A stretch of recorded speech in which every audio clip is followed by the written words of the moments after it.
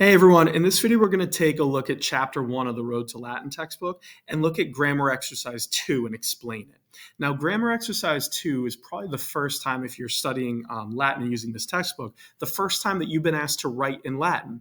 Now this can freak my students out a lot, right? And sometimes in different classes, I know some teachers skip this and don't use it. I like to use the writing in Latin because I think whenever you're going English to Latin, it just unlocks a different part of your brain. And whenever I try to teach language, I always tell my students that creating something in the target language is the best way to learn it. And it's difficult, but if you can master it, it's something that'll really let you or help you understand what's going on. So that's why I want to go over grammar exercise 2 here and why I like that Road to Latin always has a Write in Latin section for each chapter. So before we dive in, what I would tell you to do is try this on your own, of course. And when you do it, just try to put the words together. So even if your word order isn't perfect, it's fine. Try to just get the right endings on the words, right? Think about the different endings we've been using. In chapter 1, use your vocab and just try to piece it together. Anything you can do is better than nothing. Even if you look at it and you're like, man, the words weren't in the right spot, that's fine. It's just about getting the endings down and trying to work your way through the pattern of how we write in Latin. So if you haven't tried grammar exercise 2 on your own, go back and try it, and then use the rest of the video just to double check and see that you're on the right track. Okay?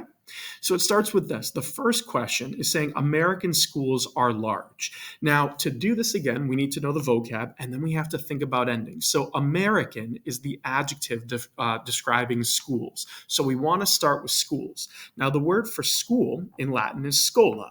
When we pluralize it, the A ending becomes an AE. So the first word we want in Latin is scolae.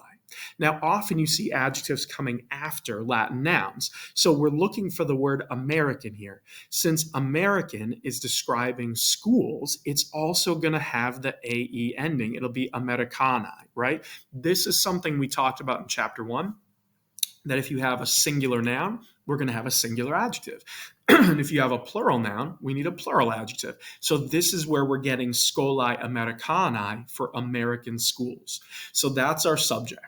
Now, where's the verb? The verb is to be. They are.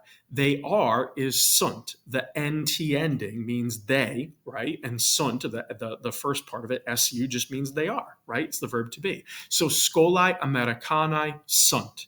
Now we need a second adjective here, large. It's not just that the schools are American, they're also large. We learned that the word for large in Latin is magna, but since it has to be plural here, it's describing schools, it's going to be magni.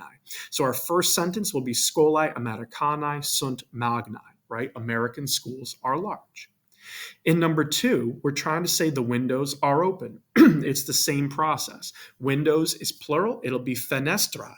They are, right, is sunt. And open is an adjective describing windows. It's going to be apertae. Now, it's not aperta because it's plural and not singular because I'm describing windows. So fenestrae sunt apertae means the windows are open. In number 3, we're trying to say the doors are closed. The word for door is janua, but here it's doors, so make it plural, januae. They are is sunt, right? We've seen that a lot. And the word closed is an adjective. Clausa is the singular, but here we're going with a plural form because we're describing doors, so it needs to be clausae. Januae sunt clausae means the doors are closed. In number 4, we're trying to say the chairs are small. Let's start with that. So the word for chair is sella, but we have more than one, the chairs, so it becomes sellae. That's our plural subject. Sellae sunt means the chairs are.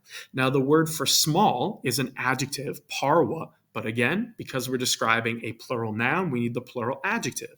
It'll be sellae sunt parvae. The chairs are small. Now, the second half of the sentence says the table also is small.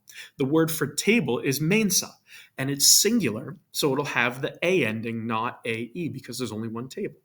The word for also, we learned in this chapter, is quoque, so mensa quoque.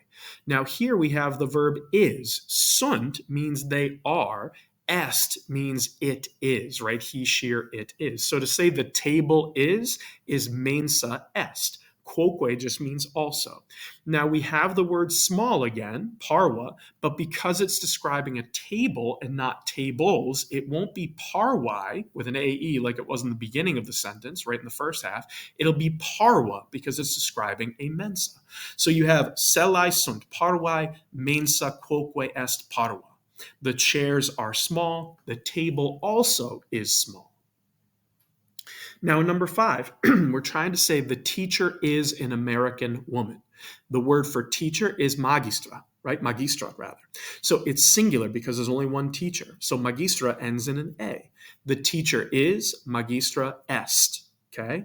What is she? She is an American woman. I need the word woman first. She is a woman. Femina is how we say woman, singular. American is just the adjective describing the femina. It's also technically describing magistra as well. But since we only have one woman, right, one femina, it's going to be Americana with an A. They match. Now notice here that I didn't translate the word an in English. That's because we don't need articles in Latin. Femina means a woman, right? Or in this case, femina Americana means an American woman. So there is no word for an in Latin. That's contained in the noun femina.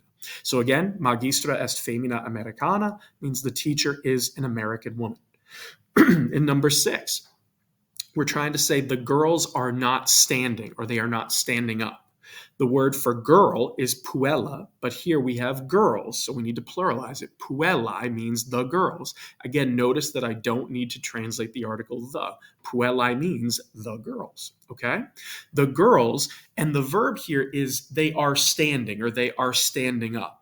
That's the verb stant with an NT. Remember, for verbs, Latin verbs, the NT is the plural form. It means they stand. If this were stat with a T, it would mean he, she, or it stands. But we need the plural. The girls are standing.